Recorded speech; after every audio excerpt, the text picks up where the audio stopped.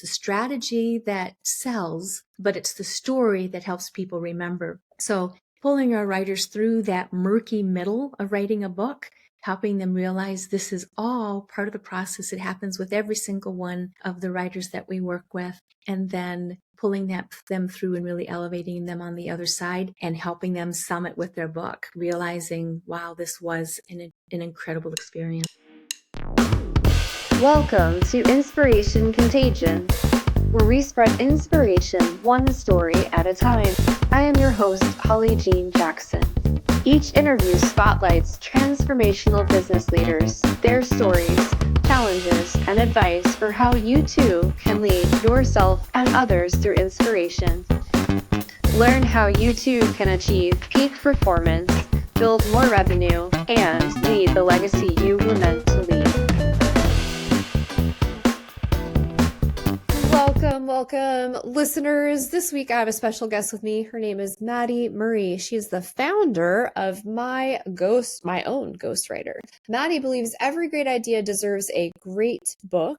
And as the founder of My Own Ghostwriter, she partners with leaders and dreamers just like you to transform their stories into words that inspire, influence, and last. Her mantra is simple: friends don't let friends write bad books. She helps them write bestsellers. With that, welcome, Mattie. Hey, thanks for having me on, Holly. Of course, great to have you here. I love that. What an inspiring mantra. And we're going to start off with asking you, Mattie, what makes you such an inspirational leader, or what's your secret sauce? My secret sauce is I come from a career in the medical field. So there's two parts to my secret sauce. You know how every secret sauce just has layers to it? One of the depths to my secret sauce is my ability to deeply listen. And the other part of my secret sauce is once I listen to critically think my way through things. So as a ghostwriter, I have to be able to listen to the words you say, the voice you use, the body language that you're showing me, and take all of that and think my way through to writing with you. So I love what I do. It's a lot of fun. I like that description too. It's almost like when we think about your secret sauce, it's the recipe and the core ingredients that make you so great at what you do. And my goodness, certainly I can only imagine. I ghostwrite and have ghostwritten for clients when it comes to simpler projects like blogs, websites, things of that nature, but not a book. So that is quite the partnership. So you certainly need those skills. Absolutely. Absolutely. It's fun though, because we really dive deep in a book. Love it. Yeah. Talk about going off the deep end for sure. So with that, I imagine there's a lot of requirements in terms of feeling inspired as your creative spark working with those authors continues to ignite. So how would you define inspiration, Mattie? Excellent question. Inspiration to me is when you have a spark of something and you also need that additional piece. So anywhere you have a spark, for it to capture and move on into a flame or fire or anything, you have to have that oxygen piece. I love wrenching on motors. Funny thing. And we were just testing out a spark plug on a lawnmower today because you have to have that spark and that fuel for everything to catch. And so inspiration for me is the spark plus the oxygen. Otherwise, it's just a dream. Yeah. Well, if we go along with that metaphor, I imagine for some people, their spark is the story they want to share, and yet they don't necessarily have the superpower or skill set, or in this case, the oxygen to bring that to life in the format of a book. So I imagine you're the oxygen in the ghostwriting equation.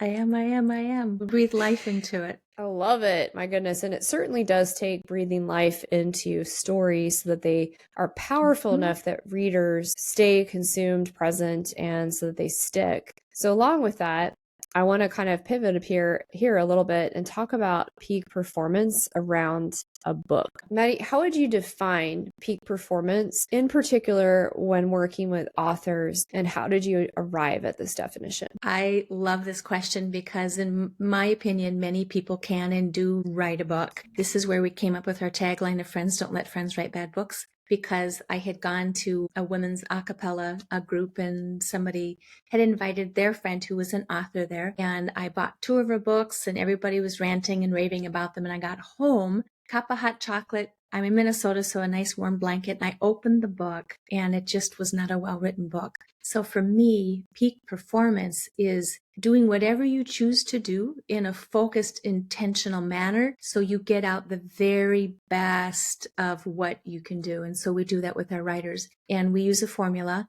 because we don't want to write just any book. We don't use a lot of AI to write a book. A lot of people think when they hire me, they're hiring a writer. Where I come on best is as a thought leader. So we have a lot of entrepreneurs and B2B, B2C business leaders that we write with, and we really want to highlight the book. So we identify their superpower, just like your super sauce that you asked me. We identify the framework that superpower sits in. We then look at how we can take who they are and what they do and disrupt the industry or the field or the conversations, because we really want we want to be part of the conversations, part of the flow, but we also want to introduce new thought leadership, which is our final section, which is our breakthrough with our readers and our authors. So we take all of those things, and that breakthrough is that peak performance, helping them really uncover who they are, why they're writing, and the impact that it's going to have on their reader.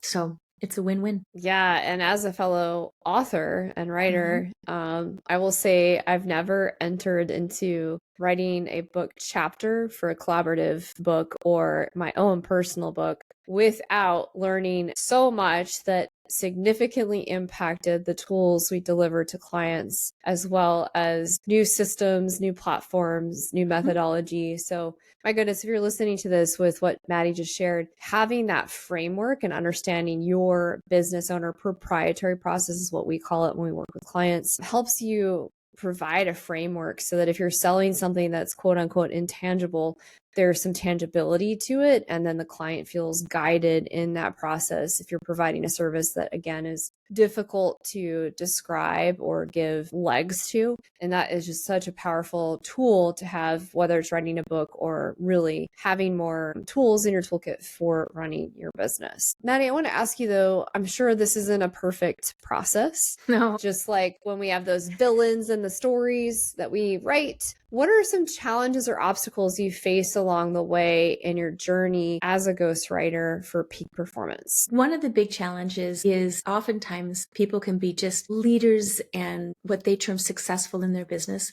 Yet when they come to write a book, they get hit with imposter syndrome and they begin to doubt themselves, and they don't underestimate the length of the journeys. I often tell people writing a book is very much a marathon and not a sprint. And almost inevitably people get right around chapter 3, right around chapter 4. And they can fake it for so long, like, oh, I'm going to write a book and this is what the book's going to be about.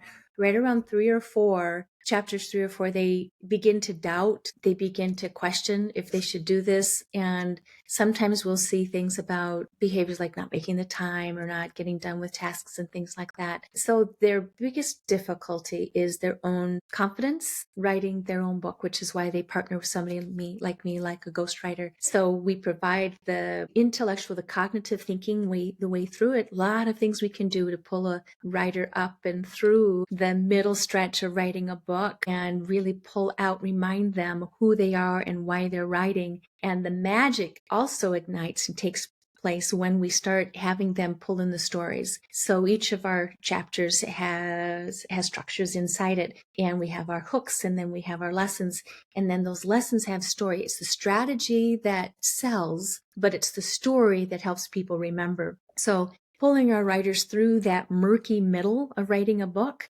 helping them realize this is all part of the process. It happens with every single one of the writers that we work with, and then pulling them through and really elevating them on the other side and helping them summit with their book, realizing, wow, this was an incredible experience. Yeah, I mean, as a fellow author, it is certainly an incredible experience. I would say for me, I had a different challenge of initially what I had for my book was actually 3 books. And the reason I was stuck or had writer's block or just inability to get started was it was so big and so overwhelming. And so when I met my publisher, one of the things that we did was break it down, and she gave Yeah. me such a great framework for the outline that I did not get stuck on any of the chapters. I finished writing it in like 3 months, because once I got that block of what is the container, what is the outline, it was super, super easy because I was so ready to write it.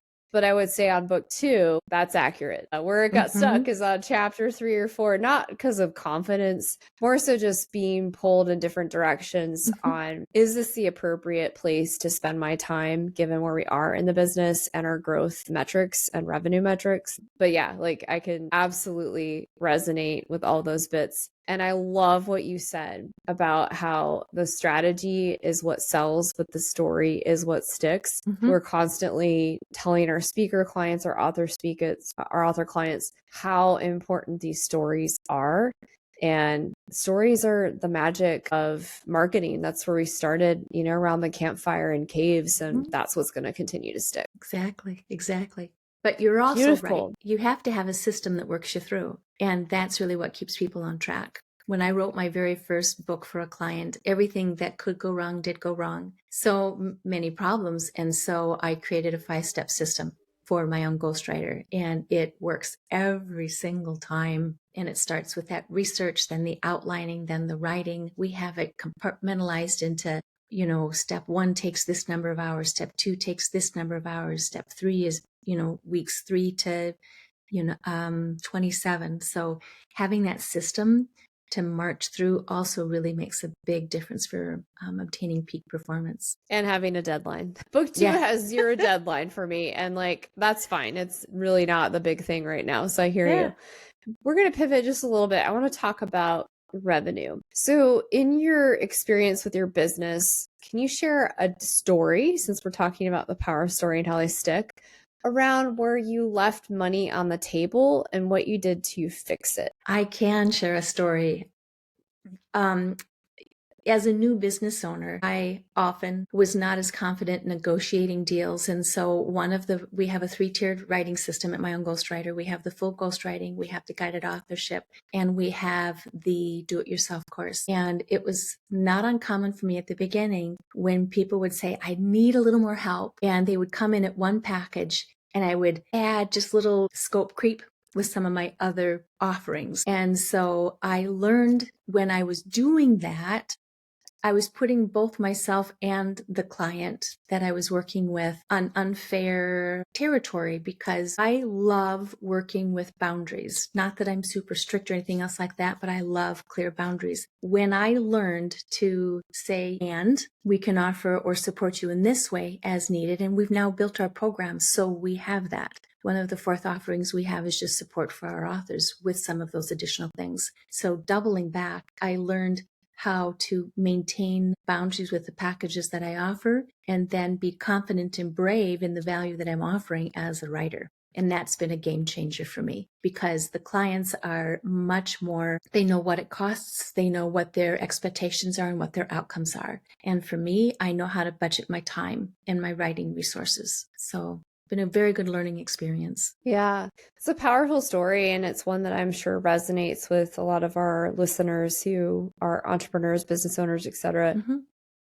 When we start our business, it's so easy to allow scope creep and to give everything away and over deliver but undervalue. And when we do that, it makes everybody uncomfortable, right? So we don't even realize this is happening. It just kind of is this natural subconscious thing that lots of people do. And that's why having those boundaries and those systems and those upsells to create that value matrix for your clients and to create that beautiful experience gives you so much more value and makes everything less murky and more exciting for everyone involved. So thank you for sharing that. Yeah, you're welcome. Lessons learned. Yeah, don't we all have them? I asked that question and people are like, how much time do you have? Lots to learn there for all of us, if we're honest. So this has been a great interview. We're going to wrap up with 2 quick questions. What is the best piece of advice that you would share with others today? Just before we jumped on this interview, I got a text from somebody who was supposed to write a book with me. She'd introduced me to her significant other. Literally 30 seconds before we got on, she texted me and said that he had passed away. So I'm not a drama person, but I have had, this is the third time now where someone has intended to write something, whether it's a memoir, a business book, record a podcast, whatever it is. My word of advice is there's dreamers and there's doers. If you're a dreamer, line up with a doer. If you're a doer, line up with a dreamer, but get it done and move it forward because tomorrow's not guaranteed. Wow, I like that one. That's powerful. And you see how she put a story in there with what she shared? Ooh, bomb. Lesson. Ninja tips there. Storyteller. And what's exactly walking the talk and doing of the doing of what you're, beautiful. And what's the legacy you wish to leave behind? The legacy that I wish to leave behind is that if you look for stories throughout the day in your life and collect and learn, they will be of value to other people. And maybe post-COVID, so many of us have learned to be siloed, and as entrepreneurs especially, we tend to be just isolated and we don't want to pull our masks down or be vulnerable. But collect your stories, listen to other people's stories and learn from those stories and tell them. Because just like you said, whether it was the caves or the campfires or virtual, which is where we are today, share those stories, step into those stories and live them. I love that. Yeah, collect, learn, and share, and stop thinking you're doing it alone, because that's no fun. Right. Amazing, Mattie. I really appreciate it. For those of you who Mattie's ghostwriting sparked an interest, she will have all of her contact information in the show note links as well as the YouTube links. So if this is really captivating for you, hit pause, be a doer, not a dreamer, and put action behind that and connect with Mattie. Also, if something I said today hit a nerve, let's fix it. I open 3 calls for every single podcast we release so that business owners and listeners can get clarity today. Just DM or email me revenue and I'll send you the link. All right, guys, thank you so much. Please spread inspiration like a contagion today. We'll talk to you soon. Thank you for joining the show today. I hope you were inspired. More importantly, I hope you take action. If the show inspired you, I ask that you subscribe and share it with your network. Let's spread inspiration together today.